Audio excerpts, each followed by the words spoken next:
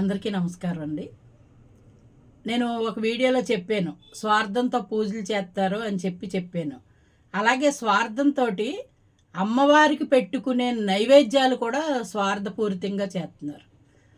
అదే వ్యక్తులు, ఆ వ్యక్తులే మనం ఏం చేస్తామంటే తెలగపిండి కూర వండి, పప్పు వండి అమ్మవారికి నైవేద్యం పెట్టుకుంటారు. పొంగుబూరులు వేసుకుని గ్రామ దేవతకి పెట్టుకుంటారు. అది పెట్టుకున్నప్పుడు ఏం చేస్తారంటే ఆ శనివారం ఎవరో పెట్టరు, ఎక్కువ ఆదివారం, మంగళవారం, బుధవారం అలాంటప్పుడు పెట్టుకుంటారు. పెట్టుకుని అమ్మవారి పేరు చెప్పి పసుపు రాసి గోడకే ఇంట్లో పెట్టుకుంటే ఇంట్లో పెట్టుకుంటారు, గుడిలో పెట్టుకుంటే గుడికి పట్టుకెళ్ళి పెట్టుకుంటారు. అమ్మవారు గుడికి కొబ్బరికాయ అది కొట్టుకుని నైవేద్యం పెట్టుకుంటారు.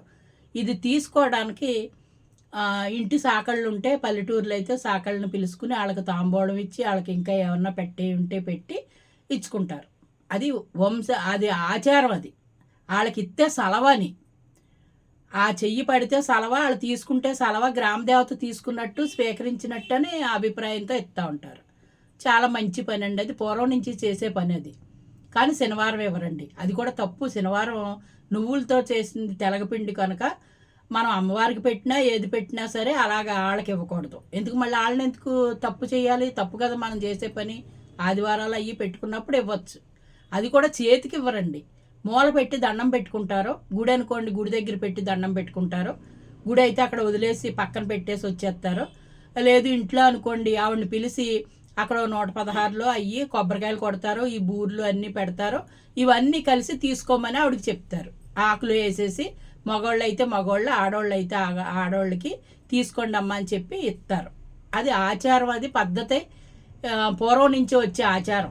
అది అందరికీ తెలిసిందే. అది అలాంటిది ఇంటికి పట్టుకెళ్ళి శనివారం రోజు ఆవిడేదో ఇస్త్రీ చేసుకుంటుంటే వాళ్ళ ఇంటికి ఈ తాంబూలం ఇవి పట్టుకెళ్ళి, ఇందులో ఏంటి, చపాతీలు, అదే నువ్వు పప్పు వేసిన చపాతీ అన్నాను కదా, అలాంటి చపాతీలు.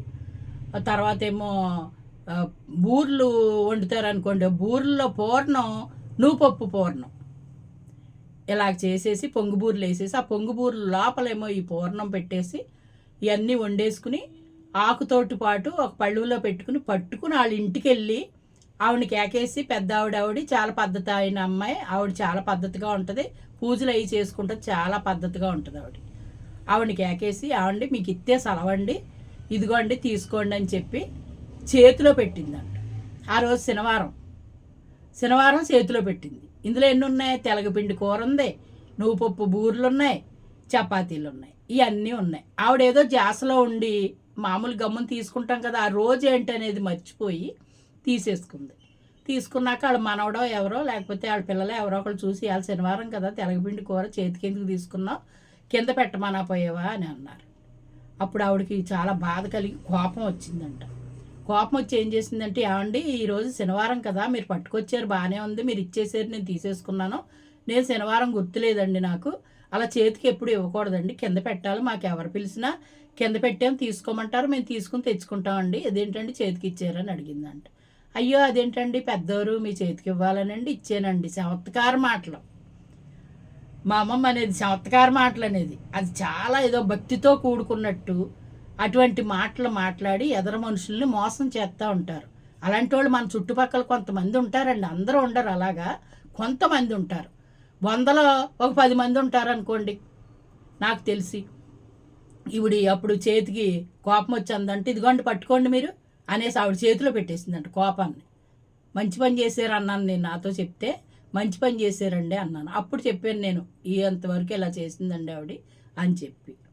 అక్కడికి ఎలా ఉందండి, ఎంత స్వార్థం అండి అది. అమ్మవారికి పెట్టే రూపంతో సలవ చెయ్య అనేసి సాకల ఆచారం అని వాళ్ళకి ఇస్తారు. ఇచ్చేది చేతికి ఇవ్వకూడదు, తప్పది. కింద పెట్టింది మూల పెట్టి దండం పెట్టుకుంటారు.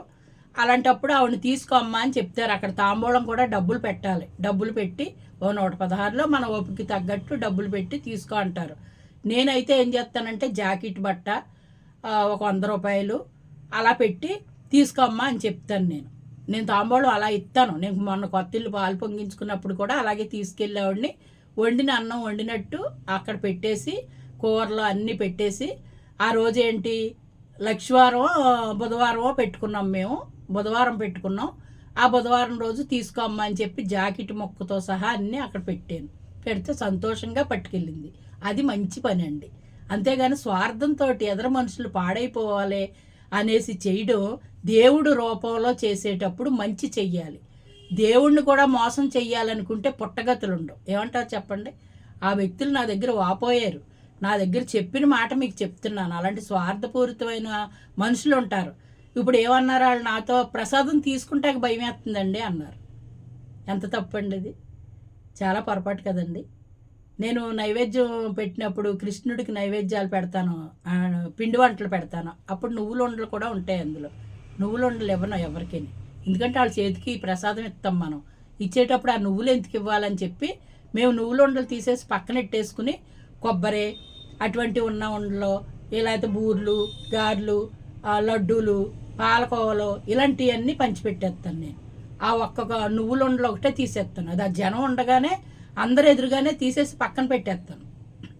ఈ నువ్వులు ఉండలండి, ఈ పెట్టమండి అనేసి పక్కన పెట్టేస్తాను. వాళ్ళు కూడా సంతోషపడతారు. ఏమంటే దేవుడి దగ్గర మనం అలా మోసం చేయకూడదు కదా మనుషుల్ని. మోసం చేస్తే అది మనకే కదండి పాపం. దానికోసం చెప్పానండి.